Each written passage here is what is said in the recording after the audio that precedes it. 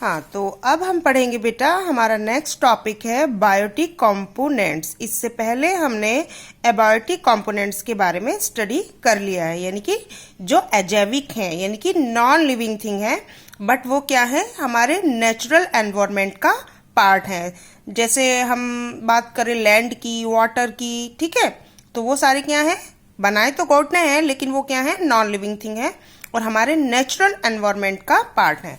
उसी तरह हम पढ़ेंगे बायोटिक। बायोटिक कंपोनेंट्स में कौन आते हैं बेटा, इसमें आते हैं लिविंग थिंग्स आती हैं। हमारे एनवायरनमेंट में जो लिविंग थिंग्स हैं, जो सारी फॉर्म्स में हैं, किसी भी फॉर्म्स में हो, चाहे वो ह्यूमन बींग्स हो, प्लांट्स हो, इंसेक्ट हो, एनिमल हो, बिग से बड़ा, लार्ज, किसी भी टाइप्स की सारी जो लिविंग थिंग्स हैं वो सारे हमारे बायोटिक कंपोनेंट्स में आती हैं। ठीक है, अब ये क्या है बेटा, इसमें बताया गया है कि living thing are present up to height of 6 kilometre in the atmosphere. यानी कि जो लिविंग थिंग्स हैं, यानी कि जो लिविंग थिंग्स पाई जाती हैं वो हमारे हाइट की अगर हम बात करें, जहां पर हम रहते हैं वहां से 6 किलोमीटर ऊपर तक, ठीक है, and up to depth of 7 kilometre in ocean, और नीचे 7 किलोमीटर ओशियन में हम लिविंग थिंग्स पाई जाती हैं। मतलब जैसे ऊपर ओशियन में कौन रहते हैं, जो ओशियन एनिमल्स रहते हैं वो नीचे 7 किलोमीटर तक पाए जाते हैं, उससे आगे फिर कोई भी लिविंग थिंग्स नहीं होती है। फिर नॉन लिविंग थिंग्स होंगी, रॉक्स होंगी, सैंड होगा या फिर वाटर होगा या अलग चीजें होंगी। ऐसे ही ऊपर है, ऊपर यानी कि जो हम बात करें, हम जहाँ पर लैंड है उससे ऊपर अगर कोई माउंटेन है या कोई रॉक्स है जो बहुत ऊपर है, तो वहां पर 6 किलोमीटर ऊपर तक जो मेन लेवल है उससे हम रह सकते हैं, यानी कि वहीं तक हमारी ऑक्सीजन और सनलाइट आसानी से पहुंचती है, क्योंकि ये दोनों चीजें बहुत जरूरी है रहने के लिए।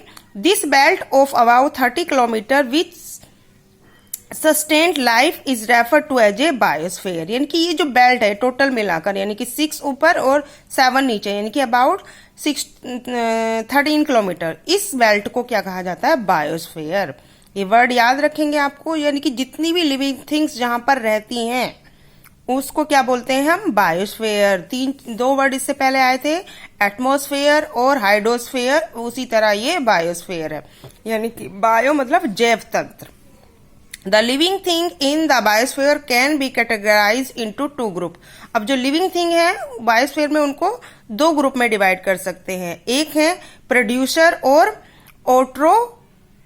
ऑटोट्रोप्स। ठीक है, प्रोड्यूसर्स मतलब जो खुद से अपना खाना बनाते हैं, ठीक है, जो खुद से अपना खाना बनाते हैं उनको क्या कहते हैं, प्रोड्यूसर कहते हैं। Living beings such as plants which can be synthesis their own food directly from the environment are called producer और ऑट्रोफोस, यानी कि स्वयंपोषी।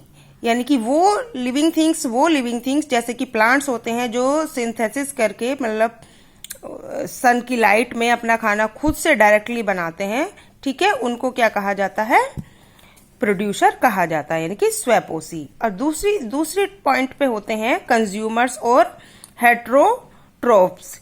ठीक है, ये क्या होते हैं, कंज्यूमर होते हैं, यानी कि प्राप्तकर्ता। ये क्या करते हैं, जो प्रोड्यूसर होते हैं उनके द्वारा बना हुआ खाना ये यूज करते हैं। ऑर्गेनिज्म इंक्लूडिंग ह्यूमन बींग, सारे ऑर्गेनिज्म, ठीक है, प्लांट्स के अलावा जो बचे हैं उसमें ह्यूमन बींग्स भी है, विच depend on other plants and animals, जो क्या है, अपने खाने के लिए, अपने आप को सरवाइव रखने के लिए वो प्लांट्स पर निर्भर है या फिर एनिमल्स पर। ऐसा ही होता है ना, या फिर हम अपना खाना अपने आप से बिल्कुल खुद से बना सकते हैं, नहीं बना सकते ना, या तो हमें प्लांट से मिलता है खाना या फिर हम एनिमल से लेते हैं। For food and refer to as a consumer और हेट्रोट्रोप्स, यानी कि इनको कंज्यूमर कहते हैं या फिर हेट्रोट्रोप्स कहते हैं, यानी कि जो अपना खाना प्रोड्यूसर से लेते हैं या फिर एनिमल से लेते हैं उन्हीं को हम क्या कहते हैं, कंज्यूमर। इसमें ह्यूमन बींग्स भी आते हैं और एनिमल्स भी आते हैं। अब देखिए ये क्या है, बायोस्फीयर की पिक्चर्स दिखाई गई है, इसमें ध्यान से देखेंगे इसको।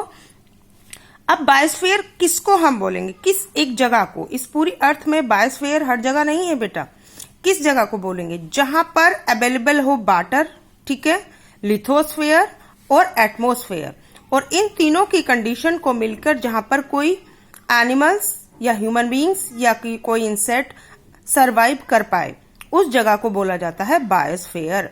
आपने देखा होगा पूरी अर्थ पर पॉपुलेशन समान नहीं है, कहीं पर ज्यादा है, कहीं कम है, कहीं पे प्लांट्स हैं, कहीं नहीं है, कहीं पानी है, कहीं नहीं है। तो इसी तरह क्या होता है कि हर जगह सुटेबल कंडीशन नहीं होती बायोस्फीयर के लिए। जहां पर ये तीनों चीजें सुटेबल होंगी वहीं पर ये बायोस्फीयर होता है। ठीक है, अब ये देखिए, ये है interaction between the components of the environment. यही बताया गया है, इसमें बताया था कि अब हम देखेंगे कि कैसे इंटरेक्शन यानी कि एक दूसरे पर निर्भर होते हैं पर्यावरण में जितने भी उसके कंपोनेंट्स हैं यानी कि भाग हैं। There always exist an inter